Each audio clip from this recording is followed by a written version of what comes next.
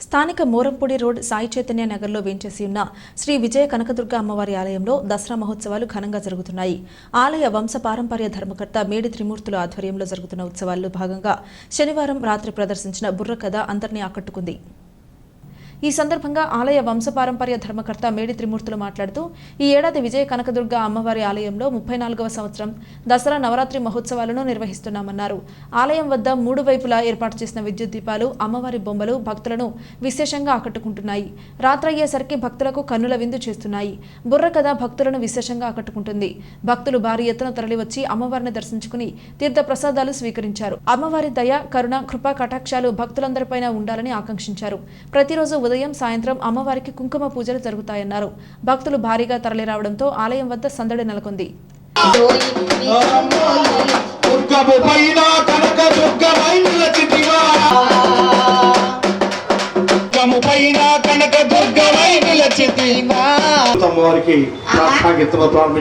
అట్లాగే ఇప్పుడు అయ్యవారు అంటే పరమేశ్వరుడు సదాశివ విశ్వవిశ్వంభరూపాయ గంగాధర మహేశ్వరాయ శ్రీ ధైర్యానికి మారు పేరు మా వంశం. మీ వంశం మా వంశం పుట్ట మా తాత మీ తాత పులిగోర్లు పీకేశాడు. పులిగోర్లు పీకేశారు. ఏ పులి? ఏ పులి? మొన్న వచ్చింది చెత్తపులి. అదే ఇక్కడ చిన్న దివంచనంలో. అయ్యో మా తాత దివంచనంలో కనిపించిందా? అక్కడ తలాగా శ్రీరాంపురం వచ్చేసిందా? అక్కడ తలా బుర్రంకి వెళ్ళిందా? అక్కడ తలాగా రావులపాలెం బ్రిడ్జి కిందకి వెళ్ళిందా? అక్కడికి వెళ్ళారు మా తాత.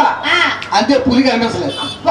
మీ తాతగారు వెళ్ళిపోయింది, అదృశ్యం అయిపోయింది. మీ తాత పులిగోర్లు పీకేశారు. అదే అవసరం మా నాన్న ఊరుకుంటారా? చేశారు ఎలుగుబంటి కోరలు పీకేశాడు.